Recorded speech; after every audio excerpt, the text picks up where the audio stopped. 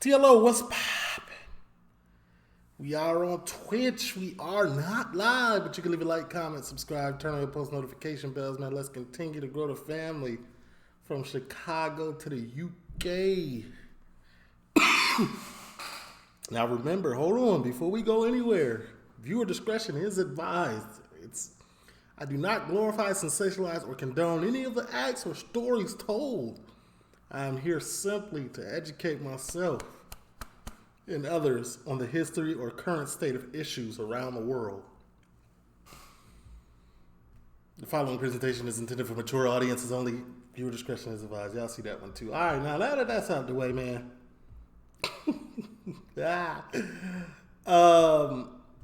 Boom. Technical Institute is here to... Don't forget we are partnered with the Blueprint Mastermind, man. Link down in the description, man. We dropping...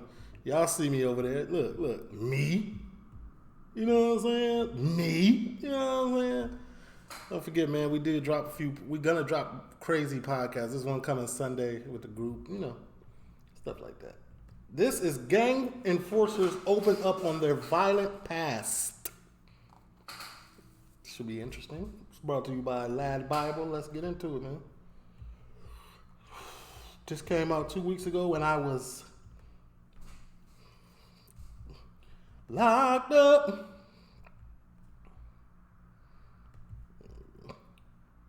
You. I don't want to This case. Let's just get into it.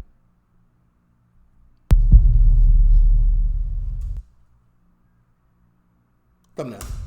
From the age of 5, I was sexually abused as a child by my uncle. We're getting right into it. Okay, let me... And so the police were called, and he got nicked for it. He got 7 years. But after that, I was in my school, and I was just going crazy, fighting all the time, 24/7, and it just ruined my life. This is why I'm in and out of prison, been in and out of prison in my life, and this is why I'm a violent person, because of that. Mine ain't similar. I'm no cap. All it takes is one little incident in your childhood to change you forever. I weren't interfered with her. And this is why I'm a violent person, because of that. Mine ain't similar. I weren't interfered with or anything else like that. But I dealt with another problem, Ray.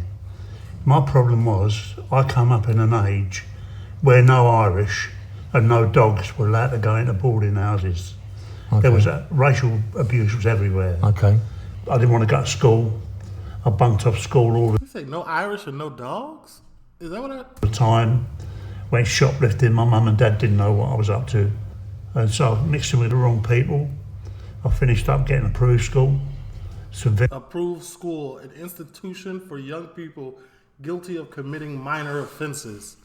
Okay, learn something, educational purposes. For instance, in Dartford, Kent, I did 3 years there. Came out of there, I weren't out all that long. I finished up getting a detention centre. I crashed a roadblock, police roadblock, and had a row with the old What's that? How old was you then, Chris? I was about 17. Dang. Then I got Borstal. Me too. Borstal, a youth detention center in the UK. Holliday Bay. Holliday Bay. I was Early fighting violence. all the time. I was always getting bashed up in Borstal, mate.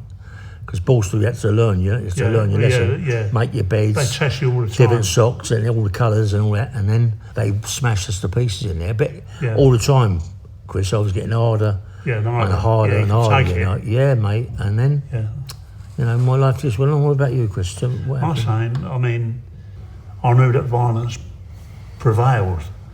It was something I could use. I had a power that I could stand up for myself, and I weren't frightened. Good. And so from there onwards, I got into all kind of fights, and I got myself involved with different. Once you start, they know you can fight. People come, they want you on their firm, they want you with them. Is that what? Oh, okay. Yeah, I forget this is the UK where people know you can fight. Back then, especially, they coming to get on their firms in the UK for their, what is it? For football? For football, right? Or firms is another word for gang. What age was you when you started fighting, Chris? They want you on their firm, they want you with them. What age was you when you started fighting, Chris? What age? I was talking about, I was maybe 10 years of age. 10's about the right And age. I remember one time, I came out of school and we'd done this gardening project on a bomb site, and a kid called Andrews came over. He said, "Who do you think you are?" And he threw a right-hander at me. So him and I had a fight, and we must have been throwing right-handers at right, left and centre, and it must have gone on for about 500 yards. And we finished up outside a greengrocer's shop, and he went and centre, and it must have gone on for about 500 yards. So y'all threw hands for 5 football fields. American football fields. It's tough. Yards. And we finished up outside a greengrocer's shop, and he went on the floor, and the greengrocer came out, give me £0.50. Okay. And I said, "What's that for?" He said, "That's one of the best fights I've seen." So, you know, that was it from then onwards. I mean, I knew violence paid. Yeah, that's all it took. At 10 years old, you fought for 500 yards, and then a grocer came out and rewarded you. Oh yeah. Okay, I can see where that misconception of mental mind got construed as a youngin'. You associated money with violence. Okay. Most serious crime. I worked with Jimmy for some time. Who was Jimmy? Can you explain that to me? Yeah, Jimmy Tibbet was good fighter in his time. Yeah, he looked after me. He was my trainer. He was a trainer. He was a gangster, proper gangster, mate. I mean, everyone was fighting him around South East London, South London. He could knock anybody out, you know. But he taught me to fight. One day, Eddie asked us to pick some money up for him, and he asked us to pick some money up, and I said, "All right." Me and Jim went down to see his people, and one of the guys was a bit funny about paying over the money. Yeah, this is really the first time it got a bit violent, you know what I mean? So Jimmy went to see the guy, and the guy's owing, you know, I think it was about 60 grand, you know. That's, I mean, a lot of money. Yeah, a lot of money. Ooh, 60 ball back then? Back in y'all days? That's inflation. That add up to carry to zero. It's a lot. Ain't a lot. That's what, yeah, that's what they was playing with. So he said to Jimmy, "Look, I haven't got the money yet, but what I'll do, I will pay you bits and pieces." So Jimmy said, no, listen, this has gone on too long, you've got to pay it now. No. So the guy said, "I ain't got it, you ain't going to get it, you have to wait." So Jim said, "Listen, there's consequences for this, yeah? Bad consequences, yeah?" Well, there always is. Yeah, so he said, "What do you mean?" He said, "There's bad consequences. If you don't pay this money today, right, I'll tell you what I'm going to do. I'm going to go away now for a couple of hours. We'll take my mate with me. We're going to go away, I'm going to come back. And then the consequences, you're going to see what the consequences are." So Jimmy Tibbet used to always carry rose cutters with him. You know, the old rose cutters? Yeah, I know, yeah. Cutting the roses off, you know, cutting the stems. Yeah. He fucking took his hand with the rose cutters, boom, took his top of his little finger off with the rose cutters. He said, "That's the first."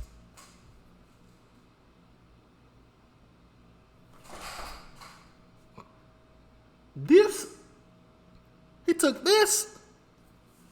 First fucking thing. That's the first consequences, mate. He said, "If I come back here and you ain't got my money," he said, "the next one's going to go down and down and down. I'm going to do all your fucking hand." He paid him, mate. Yeah, in the end he will. No, he did. Not the end. He paid him that day. Yeah. Low key, why you play with that man anyway? You had the man money. You told him you ain't have it. I'm gonna pay you in increments because you had other things to do with that money, but that money's not yours. And you played with Jimmy. Don't play with Jimmy. Is there anything that's stuck in your mind? What was you would say, the worst thing you've done? Yeah, I used to work for a big company, yeah, big company, yeah. And my job was, I was an enforcer. I used to go down, I've done quite a few in London the same, but I used to go down to maybe Birmingham a lot because Birmingham was dealing with my town and all. The metal. Not gonna lie, when he said company, I thought 401k, Fortune 500 company, but then it clicked. He's not talking about that company. They was dealing in copper, car business. Just not copper, gold, silver, diamonds. Oh, maybe he is. When I went there and I give it to the guy, I said, "Right, you got 10 days. They give me 14 days. I'm giving you 10 days. They don't know. He doesn't know they give me 14 days. Yeah. So you got 10 days to pay it, right? So after the 10 days, I go down and said, "Look, you know, is it some sweet got money for me?" No, we ain't got the money, mate. I said, what's that then? So we've got a few problems. I said, the problem, mate, let me tell you what it is. You fucking took that bastard off of me. You knew I'll give you 10 days to go. No, I promise. I'm telling you what I'm doing. Right? I'm going to give you one more day. We'll stay around Birmingham and you've got to pay. If you don't pay, you're going to suffer the fucking consequences. Yeah. And I'm on about bad consequences, yeah? This geezer, mate, was found nailed to the fucking floor. Nailed to the floor, right? Nailed. 4-inch fucking nails through his hands. Didn't do nothing else. Didn't do his legs. Done his fucking hands. Fucking nails through his hands. Didn't do nothing else. Didn't do his legs. Done his fucking hands. And Chris, he paid the money, mate. That's what I did.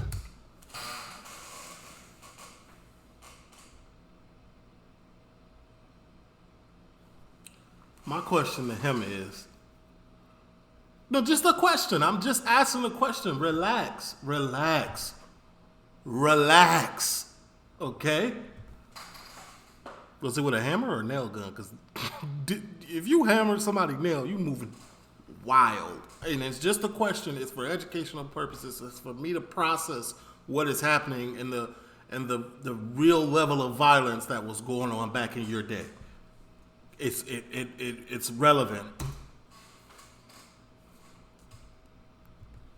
Yeah. You know, I didn't give a fuck about what this, that, and the other. Sorry swearing, but I didn't care, Chris. Yeah. I didn't care what I did because that was my job, an enforcer, and I was it was your fucking, livelihood. and I was good at what I do, Chris. Yeah. Do you know what I mean? Yeah. Yeah. Want to join the six-figure club? Google and other... That's crazy. I don't condone this anyway.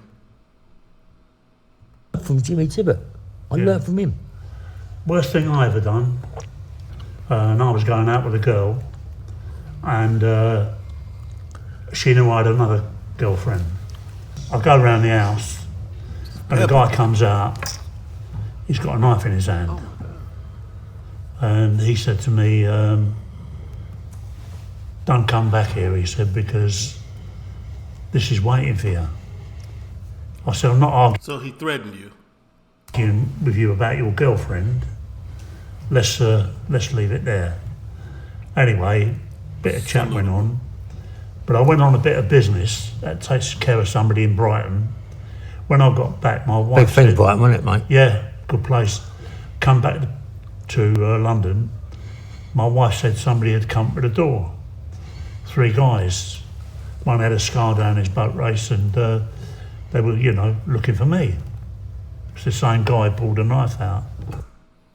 So you got a wife. Just let me get this straight. You got a wife.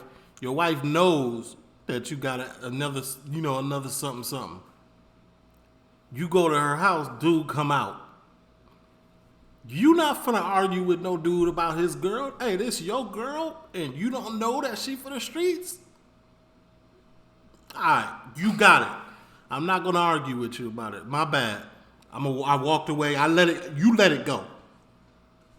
But bro wasn't done. Okay. I thought, I ain't gonna have this. I went to my brother Jimmy's and got a shooter. I went down, because he always had a 38 there for me. I went down, I went to this place.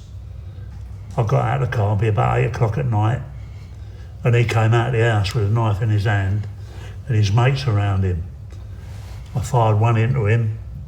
I fired a couple at the other people. I fired another one into him. He went down on the floor. I've gone right up to him, and I put it up against his head. What, you try to pull it, or did you pull it? I tried to put it, but Blank? I've run out of bullets. Anyway, I got in the car, buggered off, got my wife, and we moved up to Liverpool. How did you feel with that power in town? He ran to the pool. Oh, yeah. All When you I had was that thinking thing, how about- did you feel? All I was thinking about was someone grassing me. Yeah. I had to get away. Prison. But I'll tell you what happened in one of my sentences, yeah. One of my sentences was a big sentence, yeah. Say, like, I'll be 20 odd years. What did you get? Why did you get in? What was the? All my Good question, Mariana. all my GBHs, attempted murder and police officers, them sort of things. It's always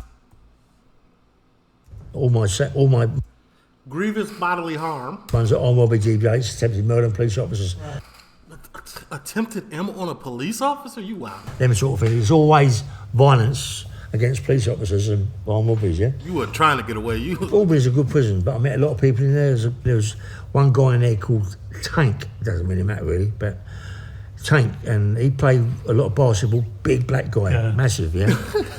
And one day we'd been called up to the hot plate. We don't do the hot plate, we're in the kitchen, yeah? But one day they called us up because there's a bit of trouble. We go to the hot plate, we got to serve out the food. But it's late, you know? Anyway, he comes in his tank late, so we've got loads of eggs left over, bacon, tomatoes and all this sort of thing, yeah? So I said to Tank, oh mate, here's what you want, have what you want, right? So there's 5 eggs there. So I'll give him 2 eggs. There's only 3 eggs there for us, egg each for us, mate, on the hot plate. So I turned round, he's got my fucking eggs. He's done the eggs. Prison's about food, Chris. You know what it's like. I do, yeah. Food is the most important thing. Food is like money in prison. Don't play with me about your food. Once you... So I said, what are you doing? Put the eggs back. He went, no. I said, get in that fucking toilet. So as I put my tray down, outside with all my food on it, he went to kick me in the face. Screws are there, but they let it go, Chris. I go in the toilet with him. I went, I'm going to fight this geezer, but I'm going to box him, right? I go in the toilet, bang, bang, picking him, and he's fucking come behind me, jumped me, pushed me down the stairs, and 3 of them got hold of me, and my tummy's been ripped open. He done me with a Stanley knife, held me down and ripped my tummy up with a Stanley, yeah? About 3 big cuts. So, I mean... I don't know if it's more shocking that happened to him or he's calling it a tummy. I'm flabbergasted. Stanley, yeah? About 3 big cuts. So, I mean, it's only my power. I was nearly 19, 20 stone, powerlifting, massive, Chris. It's only that got me out of it. I got him off, yeah? And I banged up and I put this thing around I was in the kitchen. Anyway, forget about all that. But what happened, I knew that one of us is going to die. One of us is going to kill each other, without a shadow of a doubt, yeah? So I thought the best thing I can do here is do this fucking geezer before he does me, yeah? So I'm waiting for him by the door and see him. He had this square wood with an handle on it to stop the door running around, yeah? So as he's come through to the step, I went out and wallop across the fucking screws there. I don't give a fuck. I ain't gonna let him kill me, Chris, you know? This is my only opportunity I got, Chris, because I'm gonna get killed. Yeah. I've hit him with this thing and I split his head open and I've run. Now the screws are banging the whole fucking wing up, yeah? Now I know I'm fucking gonna get killed. Yeah. Right? So I'm in there for about, half an hour. I thought I was tweaking. Like, I knew it was a fly flying around, but y'all just gonna let it fly? Y'all ain't gonna cut, time out, kill a fly, come back? Like, fly as in bug in this room. Like, get killed. Yeah. Right? So, yeah. Now I know I'm fucking gonna get killed. Yeah. Right? So I'm in there for about, half an hour. I can hear all outside, all rumbling, tumbling. What's gonna go on here, mate? And they come in for the door and they shot me, Chris, with a fucking dart. Boom! Yeah. They done me, Chris, and I was on the floor. I'm aware, but I can't fucking move, Chris. All my muscles are gone. Yeah. And they fucking come in and they smashed me to pieces and they done me in the neck. Yeah. What? And I'm Barcoat.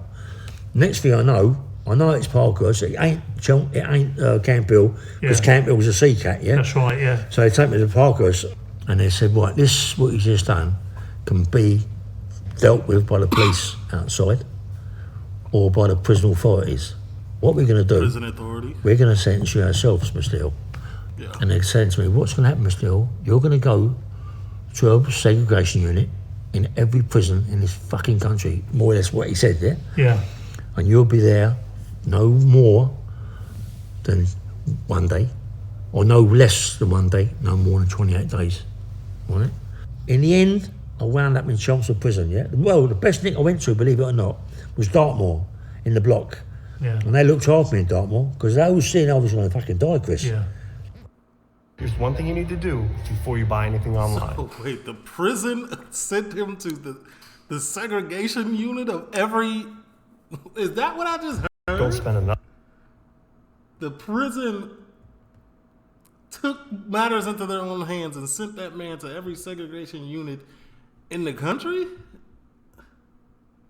can drop prices automatically. Is that what I heard? The same. Hold on. I'm in Chelmsford prison, yeah? Well, than 1 day. Go back. Segregation unit in every prison in this fucking country. More or less what he said, yeah? Yeah. And you'll be there no more than 1 day, or no less than 1 day, no more than 28 days. That's crazy. Right? That's a In the wild end, punishment. I wound up in Chelmsford Prison, yeah? Well, the best nick I went to, believe it or not, was Dartmoor, in the block. Yeah. And they looked after me in Dartmoor, because they always seen I was going to fucking die, Chris. Yeah. The same thing I asked Kray. What was your longest sentence? What was it for? Can you tell me a little bit about what was the prison like? Was for the McVitie murder. Yeah, McVitie murder, yeah. And Jack McVitie, a London criminal during the 50s. Okay, I think I heard of him. first of all, I mean, You wasn't guilty though, Chris, was you? no. I mean, what it wasn't a planned murder or anything else. I mean, people say, oh, he was taken down there to die. That was rubbish. Where did they take you? In the house, didn't it? It was Blonde Carroll's house. Yeah, that's it, yeah. Blonde Carol, a woman who lived in the basement flat where Jack McVitie was by Reggie Kray. Oh, okay. And we've gone down there, and we Y'all go in remember thinking this. there's genuine a party. But I when we seen go the Kray in, too, bro. I seen the movie. McVitie comes running in the room. Where's the girls? Where's the booze and all the rest of Did it? he come in to have a go at the craze? No, he never. He came to a party. Yeah. And when we go down, there's two kids who've never ever met the Krays before, the Mills brothers. Yeah. There's Tony and me and McVie. I can't get my into my car outside the Regency because I'm blocked in. Anyway, we go over there and we go downstairs. We've seen the twins earlier on that night. It was their mother's birthday and it was a nice evening and what have you. And we gone down there. And anyway, Ronnie was on. Ronnie starts out, Reggie has a round with McVitie. The next thing I know is Reggie pulls a shooter out. I said, I never come down here for this. And I go to walk out, and Ronnie Kray comes out. He says to Connie Whitehead, what's the matter with Chris? He said he didn't come down here for this. Anyway, he said to Connie, take him home, because I'd had quite a few drinks. They dropped me off. So this is him that was that part in the movie. Didn't they accuse him of something? Oh yeah, they accused him of him. Phone. I don't know what's gone on after Set that. up. And I'm sitting there with my dad, and I'm having a cup of coffee, and I think I better go and get my car because I'll need it tomorrow. Anyway, I'll get a cab and go up the Regis about 1 o'clock in the morning, and get my car, and I go round to. You're a legend, Chris, you know, aren't you? Pardon? You're a legend, you know, aren't you? No, I go round to Ronnie Bender's. Yeah. I go round to Evelyn Road, Yeah. knock on the door, and Ronnie Bender opens the door. I said, is Tony there? He said, no. He said, he's gone. I said, all right, Ronnie, see you later, mate. I went to walk away. He said, Chris, don't leave me. I said, what do you mean? Oh, Ronnie Bendis is that? Yeah. He said, they've killed him. I said, what, killed who? He said, they've killed McVitie. I went, no, not in front of all them people. You know you don't do things in front of other people. Exactly. You keep it. Ronnie was about that action that night. Ronnie ain't care. He was off one. Quiet. So what happened was, he said, Chris, he said, help me. I said, where are they? He said, they've run away. And I went, what? He said, yeah. He said, they've gone. So I said, who's with you? He said, nobody. So how did you all get nicked then? So I turned around, I said, well, tell me this. I said, what's your instructions? I've got to take him and throw him over a railway bridge. So a train will mash him up. And there's no evidence of murder or anything else like that. I go downstairs and there's a body there. And I'm thinking, well, the guy's been knocked out. So they were the disposal team, and that's how they got caught, right? I can't remember the movie like that. But He's going to wake up any minute. But he ain't. He's dead. Did they stab him to death? Yeah, well, Reggie did. Yeah. Reggie did. But it was Ronnie Hart, their cousin. Ronnie Hart, yeah, I know Ronnie who Hart. went and got the knife out of the kitchen and put it in Reggie's hand. I thought it was Ronnie Bender. Reggie was on one. No, it was Ronnie Hart who did that. Me. So Ronnie Hart, when he did that, I always thought it was Ron. when Ronnie Bender, it was Ronnie Hart. Okay. But Ronnie Hart put it on other people. Okay. So anyway, Ronnie Bender's down there. Wow, man. So I said, well, come with me, Ron. Wow. I went in the kitchen and I found some socks. I said, put them socks on your hands. As you do, you know, Yeah, for you ain't sure, got no mate. gloves. For sure, I mate. put socks on mine. I went upstairs, there was a bedroom there. I walked in the bedroom and I've taken an eiderdown off. But I've looked over in the corner and there's 2 young babies fast asleep. No, mate. The twins were supposed to be looking after the kids while they had the party down there. Anyway, we go down. It's like ain't nobody come to my house. You are not invited here. I don't care. I don't know what you on, what's going on in your head, what mental instabilities you are suffering from, but not here. You're not.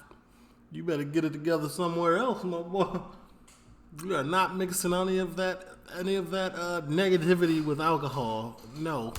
Upstairs, we get McVitie's body on a what's her name, on the blanket, and we hide him down. You let it go. Got him in. And you got him there. No, ain't no problem. I'd eat him, Chris. Anyway, so what happened then was, gone downstairs.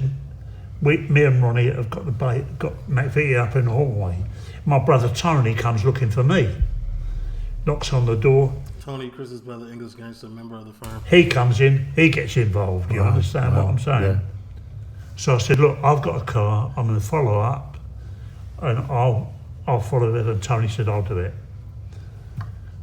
Anyway, I've always protected Tony. That's been Big Brother's thing. Yeah, for sure. Anyway, I like Tony, you know. Yeah, he was a good. He was people sweet, man. liked He him, was yeah. good, man. He was good. And anyway, across the road is a bagel shop. Yeah.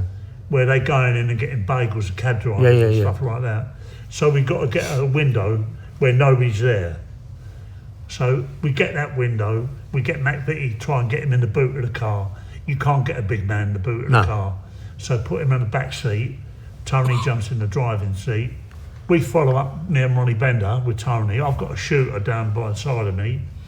As we're driving along, a police car falls in behind my brother's car. Or McVitie's car, which my brother's driving. No way. Like how is that random? Like how does that happen? Like they gotta be already on to y'all. Like that's not random. When I see that in movies, like it just don't seem random. Like you in the middle of committing something, and they just randomly. Nah, they've been watching you. Somebody told. Am I going to let them stop him? Or McVitie's car, which my brother's driving. No way am I going to let them stop him. Standard. You know, and pull him in. He's got a body in the back of the car. He ain't got a leg to stand on. Yeah. I can't let that happen. Yeah, for sure. Anyway, I'm following the car and I'm thinking, please don't stop. If you stop, someone's going to get hurt. Thank God, the police car turned off. Yeah. Now, if there's a tragedy, if there's a comedy, Was it at the same time? Was it at the same time? There's a tragedy of errors. Yeah. So now policemen could have been hurt. You understand what I'm saying? Ronnie Bender's pulled into it because Ronnie Bender needs help. I'm pulled into it. Tony's pulled into it. We go down. We go through the Blackwood Tunnel, thinking that we'll put it over the other side of the water, and it'll take it off the East End. You followed my line of thinking? Yes, mate. So we followed it through, but we lose Tony. And I'm driving round, I see Tony standing on the corner. He'd run out of petrol outside the church. There was all confetti out where there'd been a wedding and all that kind of thing. And I thought, well, if it broke down anywhere, it's appropriate to break down there. At the church. Because leaving the body there, it'll be found in the morning and whatever happens. Little did we know that a short way away lived Freddie Foreman. English gangster, former associated of the Kray, former associated Krays.